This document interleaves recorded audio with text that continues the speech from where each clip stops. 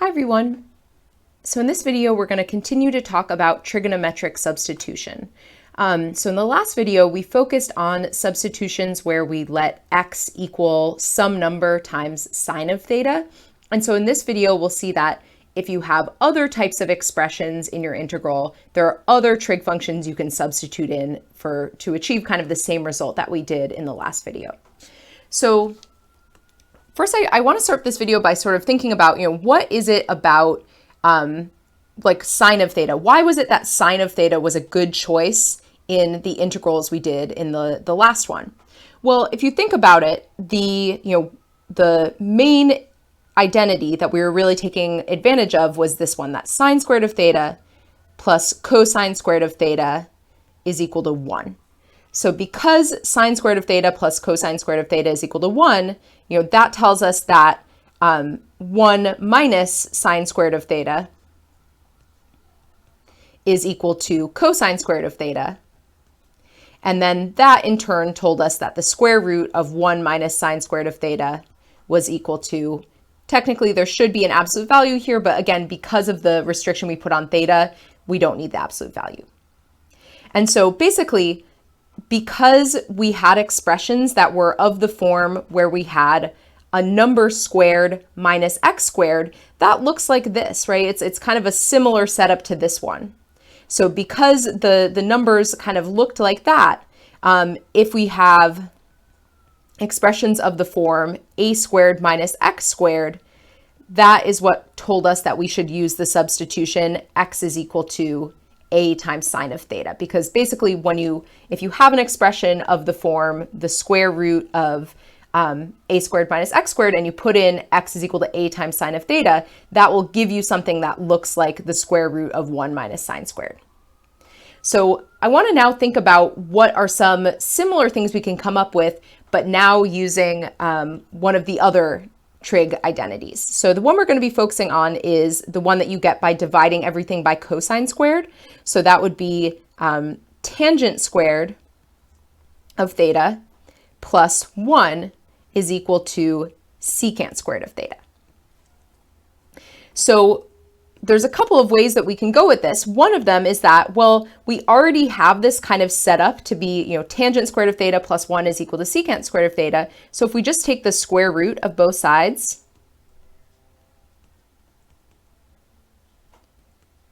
and again, assume that there's a restriction on theta so that we can drop the absolute value bars, then we see that if you have an expression where you're adding instead of subtracting, that maybe this would kind of point you towards a better substitution. So in the case where your expression is of the form the square root of x squared plus a squared, or a squared plus x squared, we're going to use x is equal to a times tangent of theta.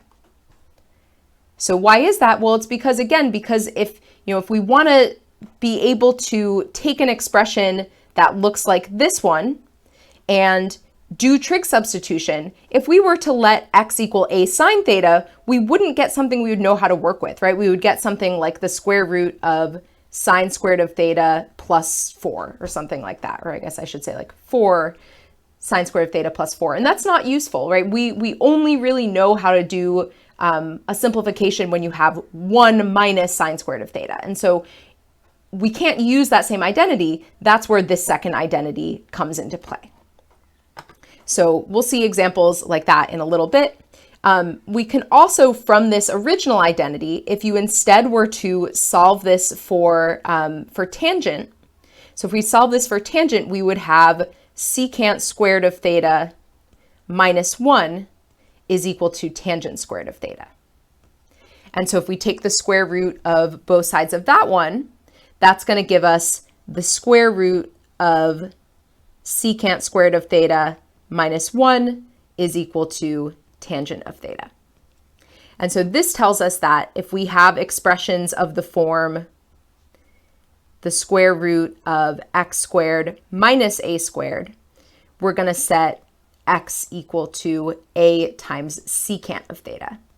So basically, the first example we looked at and the ones that we looked at in yesterday's video were you were subtracting you were subtracting the variable from a squared, whereas in this last example, it's when you flip the order of subtraction. So if you see the order flipped, that tells you that the sign identity isn't going to work, and so we want to actually use secant instead.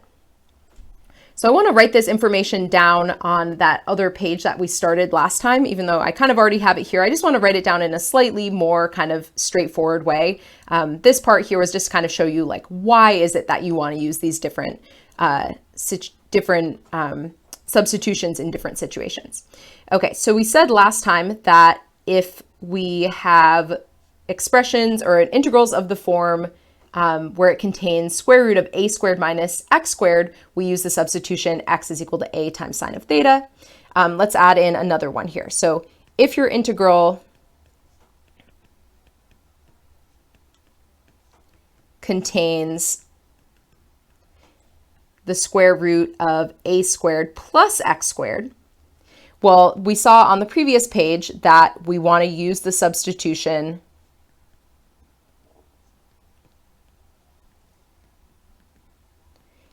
x is equal to a times tangent of theta.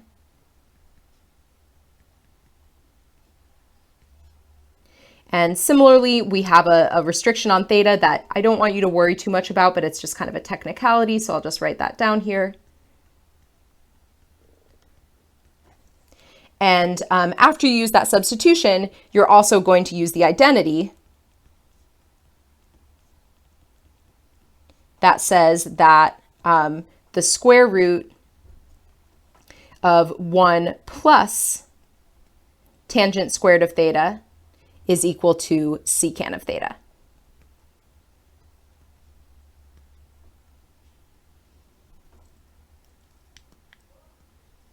Okay, so last case is if you have an expression or an integral of the form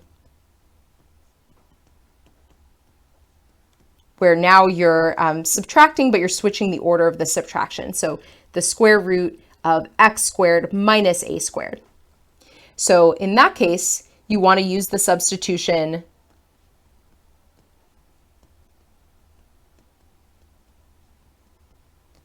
x is equal to now a times secant of theta. And then you're going to use the identity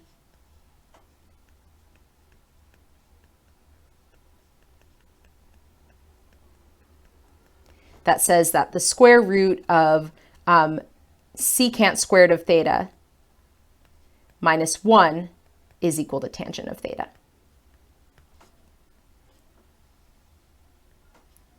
So, these are things that it's probably maybe useful to memorize these, but rather than kind of memorize them as their own individual fact, if you know these identities, I think you should be able to figure out which substitution makes sense in each case, right? Because it really comes from these identities. It's not kind of its own separate thing. It's really just because of how these identities are set up. Okay, so let's look at a couple of examples. So we're going to start with, well, we'll see. So we're going to look at 3 different examples. The first one's going to be probably the most straightforward of the 3. Then we'll look at one that's a definite integral because we only did one example like that last time. I just want you to see another one. And then we're going to do one last example that is a little trickier where you kind of have to do an initial step before you can make your substitution. All right, so first example I want to look at would be the integral of 1 over x squared times the square root of x squared plus 4. Okay, so which of the substitutions do we want to use in this case? Well, this is one where we're adding, right? We have the square root of a squared plus x squared. And so that tells us that we're going to substitute in x is equal to a times tangent of theta. So what is our a in this case? It's 2, right? Because we have x squared plus 4, which is 2 squared. So we're going to let x equal to 2 times tangent of theta. And then that means that dx is going to equal 2 times secant squared of theta, d theta. Okay, so our integral is going to become the integral of 1 over So we have 2 times tangent of theta squared. So that's going to be 4 tangent squared of theta. And then we have the square root of, so we have x squared plus 4, so that's 4 tangent squared of theta plus 4.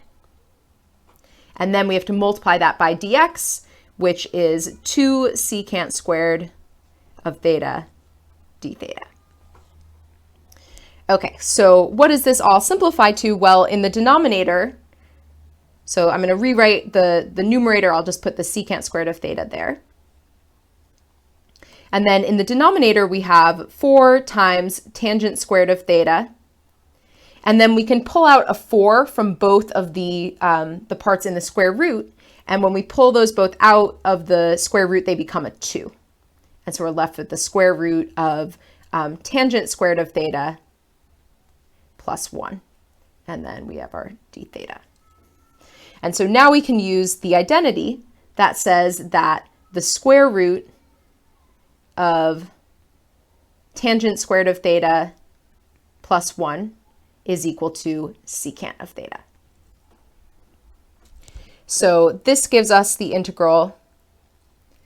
So we have 2 times secant squared of theta in the numerator. And then we have 4 times tangent squared of theta times 2 times secant of theta, d theta. Okay, so now we want to see what we can simplify. So first of all, we can get rid of this 2, right? This cancels out. And then we can also get rid of secant of theta in the denominator, and that will get rid of 1 copy of secant of theta here. And then we can also factor out a 1/4. So that's going to give us overall 1/4 times the integral of secant of theta divided by 4 times tangent squared of theta. Okay, so where should we go from here? Well, you might be looking and thinking, maybe there's some substitution we can do, but it doesn't quite line up because, the derivative of tangent is secant squared, and we don't have a secant squared in the numerator. If we did, if it was secant squared of theta, oops, and I left this 4 here, that shouldn't have been there, my bad. So if we had a secant squared in the numerator, then we actually could do a substitution from here. We could say, let u equal tangent of theta, and we could do a substitution, but we don't have secant squared. And so let's actually rewrite this in terms of sine and cosine. That's kind of a nice way to, that you can always simplify trig expressions and see what can cancel out and simplify. So secant of theta is the same thing as 1 over cosine of theta. And then give a little more space here. So we have 1 over cosine of theta. And then in the denominator, tangent of theta is the same as sine squared of theta over cosine squared of theta. And so we can now rewrite this as, so dividing by a fraction is the same as multiplying by the reciprocal. So we can rewrite this as 1 over cosine of theta times cosine squared of theta over sine squared of theta. Okay, so now one of the cosines is going to cancel out, right? So we'll have no cosine here. This will just become regular cosine. And so we're left with 1/4 times the integral of cosine of theta over sine squared of theta, d theta. Okay, so what can we do from here? Well, now we're actually in a situation where we can do a substitution. So why will a substitution work here? Well, if we let u equal sine squared of theta, then du is cosine of theta. And so we'll be able to get rid of this cosine of theta in the numerator. So let's do that. So let's let u equal sine of theta. And so then du is equal to cosine of theta d theta. And so basically, because cosine of theta d theta already appears in our integral, we can put the du directly in. So we're going to end up with 1/4 times the integral of 1 over u squared du. And so another way to write that would be 1/4 times the integral of u to the -2 du. And so our antiderivative is going to be negative. So we add 1 to our exponent, and that will give us u to the negative 1. So we have negative u to the negative 1. And then we have plus c. So let's just rewrite that.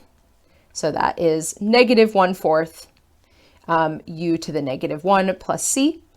And then we want to put back in our u. So u was sine, right? So we have negative 1/4.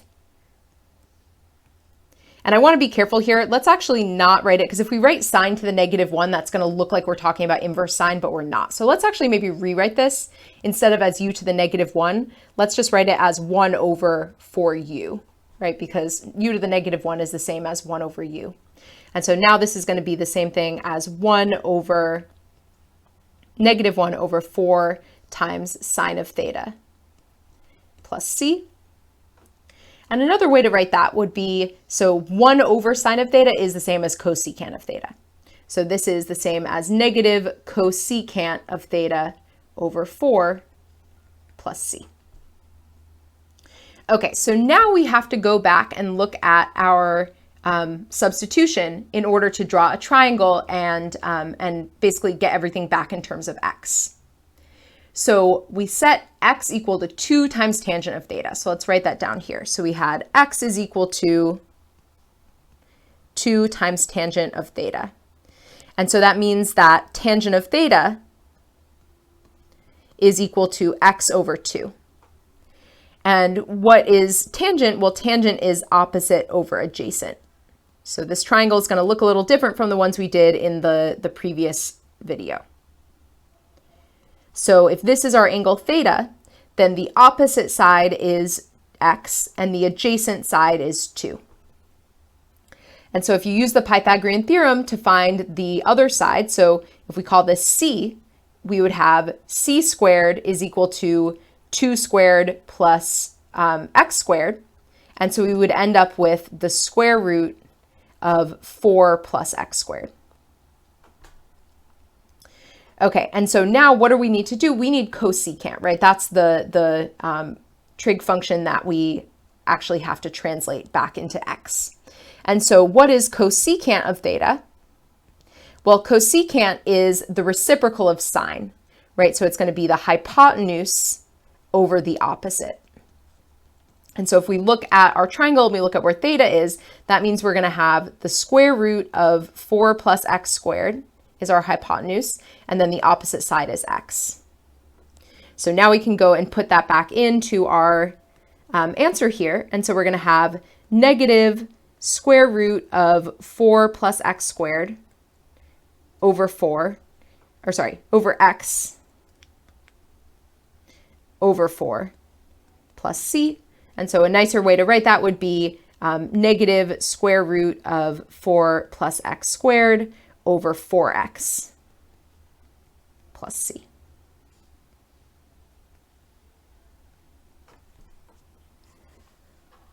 So basically very similar to what the last ones were. There's just a lot of different ways that these can ultimately play out. So I just want to quickly mention, what were some of the strategies we used in this one. One that we haven't seen so much so far, but that is really important, is this idea of taking your trig integral and rewriting everything in terms of sine and cosine. That's just a really powerful way to figure out, what can be simplified and to leave you with an integral where then you actually can do substitution. I just realized there's one thing I forgot to write down on this. So I didn't write down the restriction on theta for the final substitution. So I just want to write that down. It's a little funny for this one. There's actually 2 possibilities.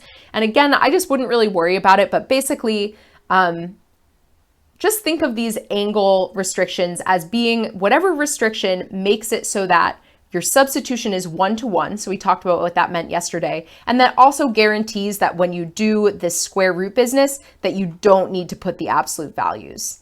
And so for just like the way that it ends up working out with secant, that means that you have to have 2 possible restrictions, and which one it is just depends on your integral. Again, you won't need to figure out which one it is or anything like that. It's really just a technicality. So the possible restrictions for secant are that theta is between 0 and pi over 2, not including pi over 2 because secant is actually undefined at pi over 2. And then the other option is that theta could be between pi and 3 pi over 2. Okay, so let's do another example. So this one is going to be a definite integral, so we can remember how those work. So we're going to do the integral from 6 to 12 of the square root of x squared minus 36, all divided by x. Okay, so which substitution are we going to use in this case? Well, this time we have something of the form x squared minus a squared. And so we're going to let x equal a times secant of theta. So what is our a in this case? It's 6, right? Because we have 36, which is 6 squared. And so we're going to let x is equal to 6 times secant of theta. And then what's the derivative of secant? Well, that would be secant times tangent.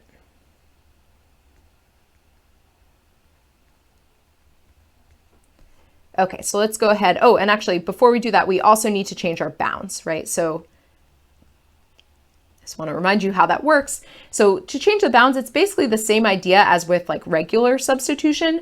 It's just that you have to kind of do some backwards thinking when you're actually finding the values because of the way the substitution goes. So the original bounds are x values, right? So we want to set 6, so that's our x value, equal to 6 times secant of theta, right? Because we're using, this is kind of our key for going back and forth between x and theta. So we set 6 equal to 6 times secant of theta.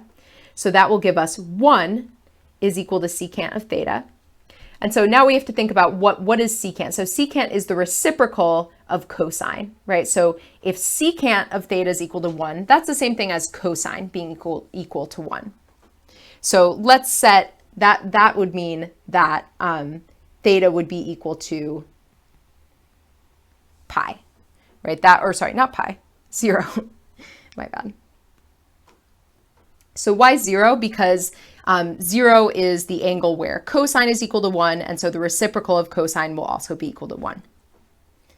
Okay, the other bound, we have 12 is equal to 6 times secant of theta. And so that would mean that 2 is equal to secant of theta. And so again, remember that secant is the reciprocal of cosine. So let's actually rewrite this as 1/2 is equal to cosine of theta, because I think that's the easier thing to think about.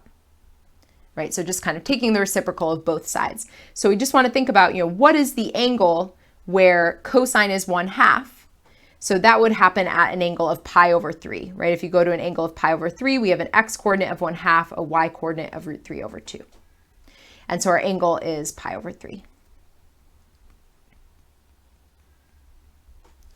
Okay, so now we can put in those bounds, put in our substitution, and we'll kind of see how everything plays out. So we're going to have the integral of, so the lower bound is 0, the higher bound is pi over 3. And then we have the square root of, so we have secant of theta as x, 6 times secant of theta. So we have 36 times secant squared of theta minus 36. And then we're dividing that by secant of theta, 6 secant of theta. And then the dx part is going to be 6 secant of theta. Hopefully I won't run out of room here. Tangent of theta, d theta. Okay, so let me actually just scooch this over because that's going to bother me. Okay, so let's clean this up a little bit. So the 6's here and here are going to cancel out, as well as one of these secants. And then we can simplify that square root as well. So we're going to have the integral from 0 to pi over 3 of, so we can factor out the 6. And so we're left with the square root of secant squared of theta minus 1. And then actually we don't have a denominator anymore, so I can just write this here. So 6 times the square root of secant squared of theta minus 1. And then we're multiplying that with tangent of theta, d theta. Okay, so we saw that we have this identity that says that the square root of secant squared of theta minus 1 is equal to tangent of theta. And so we can rewrite this now as the integral from 0 to pi over 3. So we have 6 times tangent of theta times tangent of theta. So let's pull that 6 out and rewrite this as tangent squared of theta. Okay, so at this stage, when we get tangent squared of theta, where are we going to go with this? So you might have a few different ideas. One idea might be to rewrite it as sine squared over cosine squared. Unfortunately, that's not really going to help because you can't do a substitution that way, because you wouldn't be able to actually get rid of the numerator entirely if you set u equal to cosine of theta. So that would be a good idea to try. I'm not saying it would be wrong to try it, but if you try it, you'll see it doesn't work.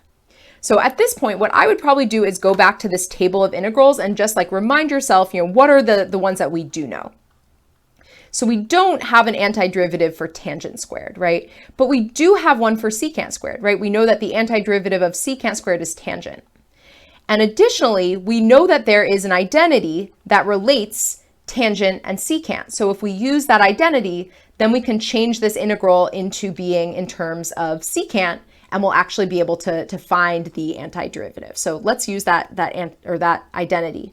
So we know that tangent squared of theta, we know that that is equal to secant squared of theta minus 1. Basically, it's this same identity we used earlier. And so we can rewrite this now as 6 times the integral from 0 to pi over 3. I don't know why I wrote pi over 2 here. It should have been 3. Of secant squared of theta minus 1 d theta. And now we're almost done. So now we can split this up into two integrals. So 0 to pi over 3 of secant squared of theta d theta. And then we'll have minus 6 times the integral from 0 to pi over 3 of 1 d theta. Okay, so what is our antiderivative for secant squared? That's tangent, right? So we're going to have tangent of theta, and we're going to be evaluating that at pi over 3 and at 0. And then here we just have theta. The antiderivative of 1 is just theta, and so we're evaluating that at pi over 3 and at 0. So tangent of pi over 3, let's think about, maybe I'll just write that out first, and then we'll figure out what that is. So 6 times tangent of pi over 3 minus 6 times tangent of 0. And then we have minus 6 times pi over 3. And then 6 times 0 is just going to be 0, so we don't need to write that part down. So what is tangent of pi over 3? Well, if you go to an angle of pi over 3, we saw this earlier, your x coordinate is 1/2, your y coordinate is root 3 over 2. And so tangent is the y coordinate over the x coordinate. So tangent, I'll write this in a different color, tangent of pi over 3 is going to be equal to root 3 over 2 over 1/2.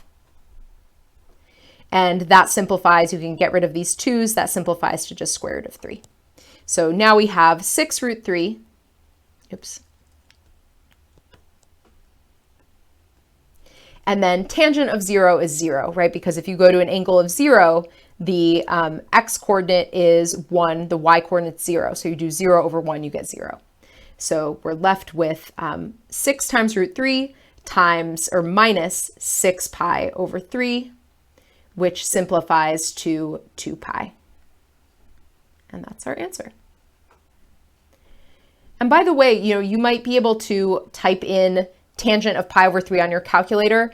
If your calculator does not give you an exact answer, like if it gives you a decimal instead of giving you square root of 3, then that, on like a test, I would expect you to be able to write it in exact form. So I would recommend that you actually know how to find these things by hand using the unit circle. But if not, just make sure that your calculator is giving you an exact value and not a decimal approximation. And I know the online homework sometimes accepts decimal approximations, but I just want I want to be clear that on tests and quizzes, I expect to see you writing things in exact form. All right, so we're going to do one more example, and we'll see that this one has kind of a little twist to it that we have to do at the beginning.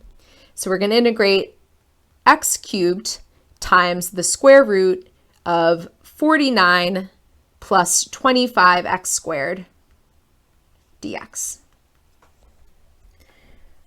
Okay, so what's different about this one? Well, it's not really in any of the forms we talked about, right? We said that basically we have different things for x squared minus a squared, x squared plus a squared minus x squared. This one doesn't just have x squared on its own, right? It's 25x squared. So what can we do in this situation? We basically want to make it look like, we want to turn it into something that looks like this. So how do we do that? Well, we want to get rid of this 25. Basically, we want to factor out that 25 so that we can get the x squared by itself, because that will then enable us to see what substitution we need to make. So let's start by rewriting this. I'm just going to factor out 25 from both terms in the square root. So that's going to be the integral of x cubed times the square root of, so we're factoring out 25. So what are we going to be left with for that 49? Well, that's going to be 49 over 25, right? If you divide 49 by 25, that gives you 49 over 25. And then here we would have plus x squared. Okay, so now we can take this 25 and pull it outside of the square root. And so we'll get the integral of 5 times x cubed times the square root of 49 over 25 plus x squared dx. So this might look a little funky, but this actually is in the correct form now. It's in the form a squared plus x squared. So why is that? Well, 49 over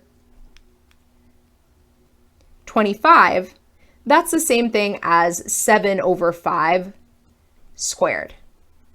Right? And so that means that we can set x equal to 7 over 5. And then what is the substitution we want to make? Well, if we're adding, that's where we use a times tangent of theta. And so what is our a in this case? Well, we just figured out that it's 7 over 5, right? Because you're always like, if you look back at the other examples we did, where did this 6 come from? It came from this 36. And in the previous example, where did the 2 come from that we did in our substitution? It came from this 4. And so if our other number here is 49 over 25, we just take the square root of that to figure out what our coefficient is on x. So we have x is equal to 7 over 5 times, and like we said, we're in this case going to use the substitution tangent. And so that means that dx is going to be equal to 7 over 5 times secant squared of theta. So from here, it's going to play out just like the other ones. It's just that kind of that extra early step where we end up with an extra number. Okay, so let's put this substitution in.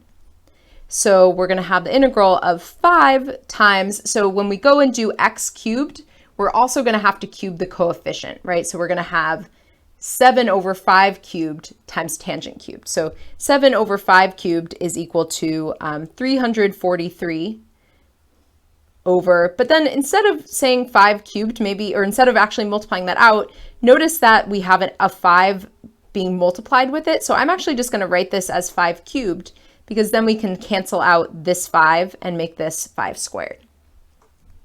And then we have tangent cubed of theta.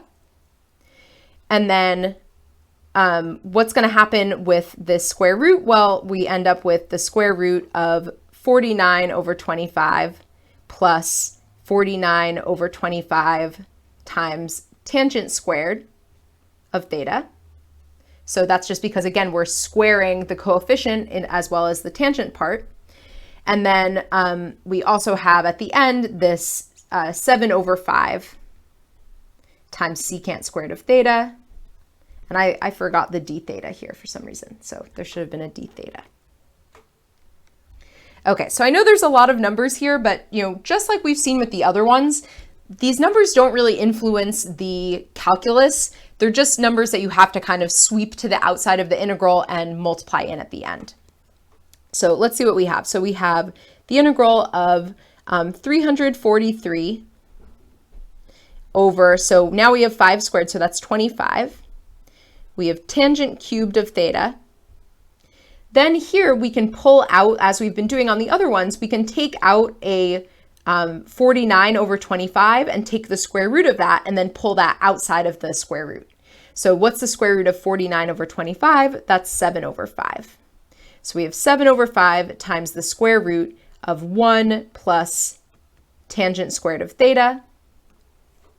And then we have another 7 over 5 times secant squared of theta, d theta. Okay, so altogether we have 343 times 7 times 7. So we need to take that out as our numerator. So if you multiply that together, 343 times 7 gives you 16,807. And then in the denominator, we have 25 times 5 times 5. So that's going to give us 625. So, you know, big fraction, but it's not going to affect the actual integration step. So, okay, so now we have tangent cubed of theta, and then we can get rid of this part here, right, by saying the square root of 1 plus tangent squared of theta. We know that that's going to be equal to secant of theta. And so now we have secant of theta, and then we have another secant squared of theta, d theta. Okay, so that was a lot of simplification, but now we're actually going to be at an integral that we learned how to integrate in the earlier videos this week. So we have 16,807 over 625 times the integral of tangent cubed of theta times secant cubed of theta, d theta. So this is one that we learned how to do earlier, because we learned that if you have an odd power of tangent, what you can do is separate out one of the tangents as well as one of the secants, and together that will give you something that you can then use for a substitution. So if we separate out a secant and a tangent, so 16,807 over 625. So we want to rewrite this as tangent squared of theta times secant squared of theta times secant of theta tangent of theta. So why are we doing this? Well, if you think back to the earlier trig integral videos this week, what we saw is that if you can separate out this secant of theta, tangent of theta, d theta, then you can do the substitution u is equal to secant of theta. But in order to do that substitution, we first need to change everything else in the integral into secant. So this is kind of the part that comes from the substitution. Everything else in this integral needs to be changed back to being in terms of secant. So that means that we can rewrite tangent squared of theta. So we know that tangent squared of theta is equal to secant squared of theta minus 1. So let's put that into our integral. So we have, now we have the integral of secant squared of theta minus 1 times secant squared of theta times secant of theta tangent of theta. Okay. So now, as we mentioned earlier, now we can do the substitution where we let u equal secant of theta, because then du will equal secant of theta tangent of theta. And so that will d theta. And so that will get rid of this, and then everything else in this integral is already in terms of secant, so we can just rewrite it as u, and then we'll have a polynomial. So we're almost there. I know this is a long one. So we're left now with, so u squared minus 1 times u squared times du. So the du just gets replaced from that secant of theta, tangent of theta, d theta. All right, so this can now be written as 16,807 over 625 times the integral of, so if we distribute, we end up with u to the fourth minus u squared du. And so this is going to give us 16,807 over 625 times u to the fifth over 5 minus u cubed over 3 plus c.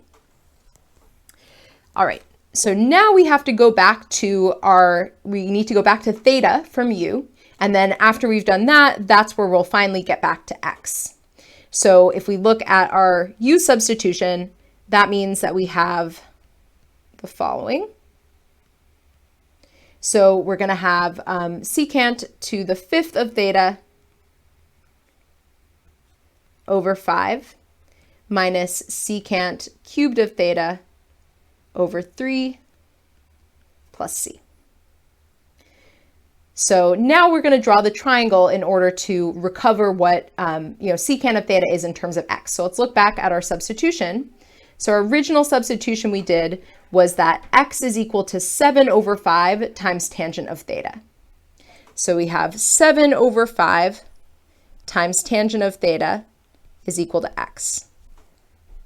And so that means that tangent of theta is equal to, so if we multiply both sides by the reciprocal, we get 5x over 7. So that means that when we go and draw our triangle, the opposite side is going to be 5x and the adjacent side is going to be 7. So let's draw our triangle. So here's theta.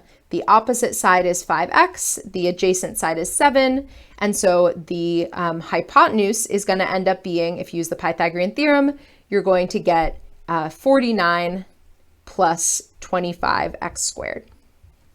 And one thing you might notice, and this is kind of a good way to like check yourself, whatever you get for the missing side should actually match what your original square root was in your integral. So we did get the same thing there. So that's a good sign that we did, the right substitution and everything. So what do we need to find here? We need to find secant of theta, right? That's the only trig function we have in our answer. And so secant of theta is going to be equal to, it's the reciprocal of cosine. So it's the hypotenuse over the adjacent side. And so in this case, that's going to be the square root of 49 plus 25x squared. So that's a hypotenuse over 7. Okay, almost there. I know this is an intense problem. So let's go and put that in. We have a lot of like fraction stuff to deal with, so we're going to have to do some simplification from that. So we have 16,807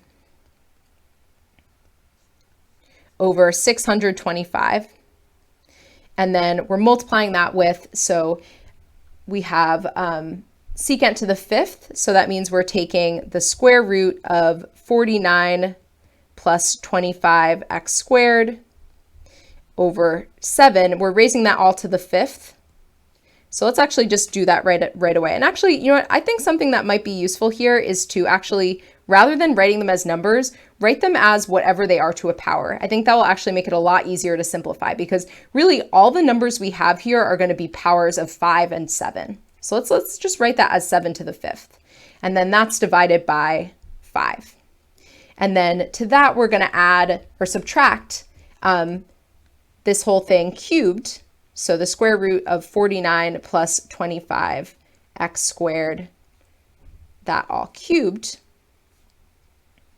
over 7 cubed, and that's all getting divided by 3. Okay, so let's actually, so I'm going to rewrite now. So 16,807, that can actually be written as a power of 7, right? So let me just make sure I'm getting this right. I think it's 7 to the, 7 to the fifth. I lost track of how many 7s. Yeah, it's 7 to the fifth. So let's rewrite this as 7 to the fifth. And then the denominator is a power of 5. So I think it's actually 5. Is it 5 to the fourth? Yeah, so this is 5 to the fourth. And then here we have the square root of 49 plus 25x to the, or x squared, all raised to the fifth. And then the denominator here is 7 to the fifth times 5. And then here we have the square root of 49 plus 25x squared cubed. And then in the denominator, we're going to have 7 cubed times 3. So I think this whole like writing things in terms of the powers actually in this type of problem is pretty useful. Because now if we multiply these together, we can see that, so if we distribute this fraction in, for the first one, we're going to end up with 7 to the 5th times the square root of 49 plus 25x squared to the 5th, all over 7 to the 5th times 5 to the 5th, right? Because we have 5 to the 4th times another 5. And then here we have, and I've somewhere dropped the plus c. So we still have a plus c floating along. And then here we have 7 to the 5th times the square root of 49 plus 25x squared. Now that's getting cubed. And so that's divided by, we have 5 to the 4th times 7 cubed times 3. Okay, almost there. So last step, we're just going to cancel out what we can and then re-express what we can't, so we can get rid of the 7 to the 5ths. And so we're left with the square root of 49 plus 25x squared to the 5th, all over 5 to the 5th. So let me just multiply that out. So 5 to the 5th is 3,125. And then here we have the 7s won't cancel out entirely, but this will cancel out and then this will become squared. And so now we're left with 7 squared is 49 times the square root of 49 plus 25x squared cubed. And then that's going to be divided by 5 to the 4th. So 5 to the 4th was 625. And then we want to multiply that with 3. So that's going to be 1,875. All right, that was a lot, I know. So there's like one problem that's like this on your homework. You know, I'm not going to give you a question like this on a test. I know this is a lot of work, but you know, the main thing I would look for on a problem like this is I really just want you to understand how this substitution works. You know, all this extra arithmetic of dealing with fractions, that's not so important to me. Really what's important to me is you understanding how you can still kind of make this square root fit with the format that we have for the other ones. And then I think that this is a really handy trick to just be aware of in general, that sometimes, you know, you think that you want to multiply everything out, but if you can just leave it written as, you know, something to a power, that helps you avoid a lot of the, you know, having to figure out what like common factors things have. If you already have them written as powers of prime numbers, especially, then you don't have to look for those common factors. You can just like literally see them. All right, I will see you all in the next video.